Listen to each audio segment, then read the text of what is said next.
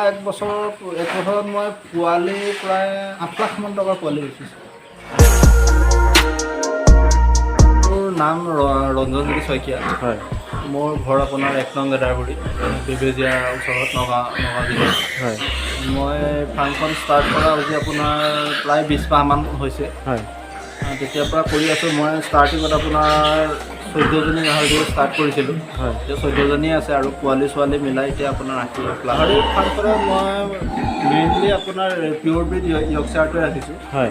এইটো large white Yorkshire বুলি কয়। হয়। এইটো আৰু এশ আৰু 2জনী মান আছে। টোটেল 80ৰ ওপৰত হ'ব। 80ৰ ওপৰত। প্ৰথম মই পোৱালি আনিছিলোঁ তেজপুৰৰ পৰা, কিন্তু মই 16টা গাহৰি আনিছিলোঁ। 16টা মানে 16টা গাহৰিৰ পৰা আপুনি প্ৰথম আৰম্ভ কৰিছিলে? আৰম্ভ কৰিছিলোঁ। আৰু 16টা গাহৰি আপুনি কিমান টকা দি আনিছিলে তেতিয়া?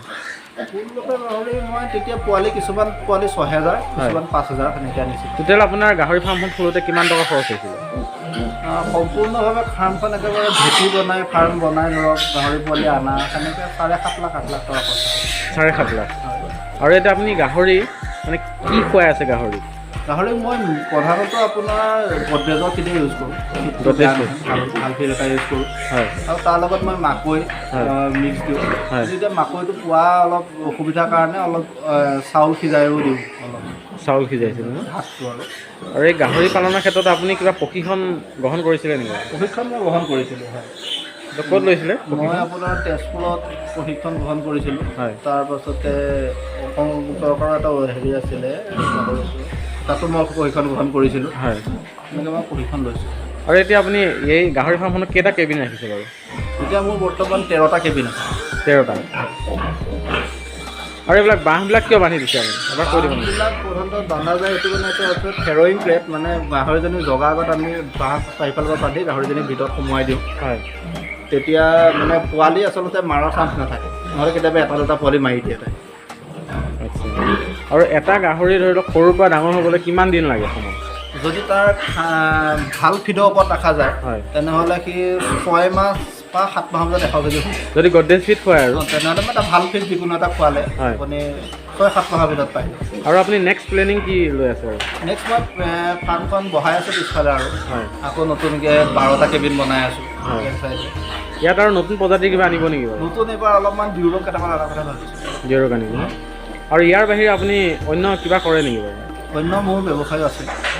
আপুনি মই জনামতে আপুনি চাকৰিও কৰিছিলে কিবা এটা ব্যৱসায়, কি চাকৰি কৰিছিলে আপুনি এবাৰ কৈ দিব নেকি? মই প্ৰধানতঃ মই শিক্ষাৰ ফালৰ পৰা ইঞ্জিনিয়াৰিং কমপ্লিট কৰিলোঁ। হয়।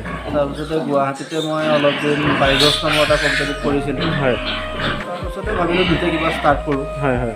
সেইকাৰণে নিজে কৰা হ'ল। সেইটো আপুনি কিমান দিনৰ আগত ঘটনা হয় এইটো আপোনাৰ? 1.5 বছৰ মান। 1.5 বছৰ। মানে আপুনি ক'বলৈ গ'লে চাকৰি বাদ দি আপুনি গাহৰি ফাৰ্ম খুলি ল'লে। সেইটো কিয় এইটো ভাবি ল'লে যে গাহৰি ফাৰ্ম খুলিলে মোৰ লাভ হ'ব বুলি? গাহৰি দেখিছোঁ যে গাহৰি আমাৰ অসমত প্ৰধানতঃ আমি গাহৰি খোৱা যায়। হয়। আমাৰ এটা হিউজ এমাউণ্টত গাহৰি কনজাম্পশ্যন হয়, কিন্তু আপোনাৰ গাহৰি আমাৰ প্ৰডাকশ্যন বহুত কম। হয়। এতিয়া মেইনলি আপোনাৰ হাৰিয়ানা, পাঞ্জাৱ, উত্তৰ প্ৰদেশ এইবিলাকৰ পৰা গাহৰিবিলাক অসমলৈ আহি আছে। হয় হয়। তাতকৈ আমাৰ নিজৰ ল'ৰাখিনিয়ে কৰিলে ভাল হয়। আৰু এতিয়া বছৰি আপোনাৰ কিমান টকা ইনকম কৰি আছে এই গাহৰি ফাৰ্মখনৰ পৰা? বছৰি যোৱা এক বছৰত মই পোৱালি প্ৰায় 8 লাখ মান টকাৰ পোৱালি বেচিছোঁ। 8 লাখ? হয়। মানে এক বছৰত আৰু? এক বছৰ। আৰু 1 বছৰ হোৱা নাই ধৰক, তথাপিও এতিয়ালৈকে 8 লাখ মান টকা পোৱালি। এজনী মানে প্ৰেগনেণ্ট গাহৰিক কেনেদৰে যতন ল'ব লাগে অলপ কৈ দিব নেকি? এজনী প্ৰেগনেণ্ট গাহৰি সাধাৰণতে গাহৰিজনী ছাৰ্ভিচ হৈ যোৱাৰ পাছত তাইক অকলশৰে ৰাখিব পাৰিলে ভাল, কাৰণ প্ৰথম 1 মাহলৈকে তাই যদি বেলেগৰ লগত কাজিয়া কৰি দিলে 1 বছৰ নোহোৱাৰ চান্স থাকে। হয় হয়। তাৰপাছত সেইকেইদিন অলপ দানাৰ গুৰুত্বটো দিব লাগে, হাই প্ৰটিনযুক্ত খানা খোৱালে ভাল, পোৱালি এভাৰেজ ভাল পোৱা যাব। হয় হয়। আৰু কেবিনবিলাক কিমান চাইজৰ হ'ব লাগে বাৰু? কেবিনবিলাক সাধাৰণতে এজনী গাহৰিৰ কাৰণে 7 ফুট আৰু দীঘলটো 10 ফুট মানৰ কেবিন এটা হ'লেই হ'ল। আপুনি এতিয়া কিমান ফুট ৰাখিছে এইবিলাক? এইবিলাকত মোৰ আছে আপোনাৰ বহলটো 7 ফুট আছে, দীঘলটো আপোনাৰ 9.5 ফুট মান আছে। ধুনীয়াকৈ হৈ যায় আৰু? ধুনীয়াকৈ হৈ যায়। এইটোতো অসুবিধা নহয় একো? একো অসুবিধা নহয়। আপুনি এইটো দেখিছোঁ মই পানী অহা কিবা এটা আছে, এইটো কি বুলি কোৱা হয়? এইটো আচলতে অট'মেটিক মানে ৱাটাৰ নিপুল চিষ্টেম। হয়। এইটো লগালে আপোনাৰ গাহৰিখিনিয়ে আচলতে চাফা পানী খাবলৈ পায়। হয় হয়। যেতিয়া মন যায় তেতিয়াও খাবলৈ পায়। হয়। আৰু এইটো বস্তুটো ক'ত পোৱা যায় এই নিপুলটো? এইটো নিপুলটো আপুনি এমাজনটো বিচাৰি পাই যায়। এমাজন। আপুনি ক'ৰ পৰা আনিছিলে? এমাজনৰ পৰা। এমাজনৰ পৰা। দাদা এইখিনি কথা এটা সুধোঁ যে এটা গাহৰি ধৰি লওক মাইকী গাহৰি কিমান দিনত ছাৰ্ভিচ কিমান দিনত দিব পাৰে? ছাৰ্ভিচ আপুনি তাই 7 মাহমান বয়সত 7 মাহমান বয়সত ছাৰ্ভিচ কৰিব পাৰে, যেতিয়া তাই ধৰক 80+ ৱেটত থাকিব আৰু 80+ হ'ব লাগে। 100ও হৈ যায় ভাল দানাত থাকিলে, তেতিয়া মানে 90+ থাকিলে সাধাৰণতে এটা ভাল এভাৰেজৰ পোৱালি পোৱা যায়। হয় হয়। আৰু ধৰি লওক যদি কোনোবা ধৰি লওক নিবনুৱা যুৱকে অতি কম খৰচত ধৰি লওক এখন গাহৰি ফাৰ্ম খুলিম বুলি ভাবে, তেনেহ'লে কিমানৰ পৰা খুলিব ষ্টাৰ্টিং কৰিব পাৰে? বহুত কমৰ পৰাই পাৰে। আপোনাৰ বাঁহেদিও যদি ফাৰ্মখন মইতো ৱাল মাৰা আছে বাৰু, বাঁহেদিও যদি হেৰি কৰে তেনেহ'লে বহুত কম খৰচতে হয়। তথাপিও ধৰক 1.5-2 লাখত আৰামত ষ্টাৰ্ট, 1 লাখ মানৰ ভিতৰত ষ্টাৰ্ট হৈ যাব পাৰে। কেইটামানৰ পৰা ষ্টাৰ্টিং কৰিব পাৰিব তেখেতে বাৰু? গাহৰি সাধাৰণতে 5টা মানৰ পৰা ষ্টাৰ্ট কৰা ভাল, কাৰণ এটা বড়ো এগেইনষ্টত 5জনীমান ফিমেল ৰাখিলে তেতিয়া আমাৰ আচলতে লাভত থাকোঁ আৰু, কাৰণ বহুতে এজনী মাইকী আৰু এটা মতা লৈ যায়, তেনেকৈ মতাটো ধৰক বহুত বেছি বহি থাকিব লগা হয়। হয় হয়। আৰু এতিয়া আপোনাৰ ফাৰ্মত মানে বেচিবলগীয়া কিবা গাহৰি আছে নেকি বাৰু? বেচিবলগীয়া মোৰ আছে, মই মেইনলি আপোনাৰ পোৱালিয়ে প্ৰডাকশ্যন কৰোঁ, পোৱালি বেচা বিক্ৰী হয় মোৰ। হয়, এবাৰ চাই লওঁ আহকচোন। হয়, এইকেইটা বেচিবনে বাৰু? এয়া মোৰ এতিয়া বেচিবলগীয়া গাহৰি এইবিলাক আছে। ইয়াত আপোনাৰ মতা মাইকী মিক্স আছে। ইয়াততো খাচী নাই চাগে? ইয়াত খাচী নাই। এইকেইটা কেইমাহ হৈছে বাৰু? ইহঁতৰ দুটামান আছে অলপ সৰু বেটছ, সিহঁতৰ প্ৰায় 40-45 দিনমানহে হৈছে। বাকী এটা আছে প্ৰায় 2.5 মাহ মানৰ আছে। 2.5 মাহ নে? 2.5 মাহ। এইবিলাকৰ দাম কেনেকৈ ৰাখিছে বাৰু এতিয়া? দাম মানে আপোনাৰ যিবিলাক ডাঙৰ পোৱালি দেখিছে সেইবিলাক পোৱালি 6,000। হয়। আৰু সৰুখিনি বাৰু এতিয়া আৰু সিহঁত আৰু ডাঙৰ হ'বলগীয়া আছে। ঠিক আছে, যদি কোনোবা ছাবস্ক্ৰাইবাৰ ল'ম বুলি ভাবে তেনেহ'লে আপোনাৰ নাম্বাৰটো দি দিম মই তেখেতক। হয় হয়, দিব পাৰিম চাগে? নিশ্চয় দিব পাৰিম। ঠিক আছে। আৰু খাচীকেইটা চাই ল'ম এবাৰ। এইকেইটা নে? এয়া খাচী গাহৰি। এই খাচীকেইটা কেইমাহ হোৱা বুলি ক'লে? এইকেইটা প্ৰায় 3 মাহ হৈছে আৰু, 3 মাহ হোৱা নাই ধৰক, প্ৰায় 3 মাহ। আৰু ইহঁতৰ ৱেট কিমানমান হ'ব বাৰু? ৱেট এতিয়া 20 কিলো 22 কিলো তেনেকৈ।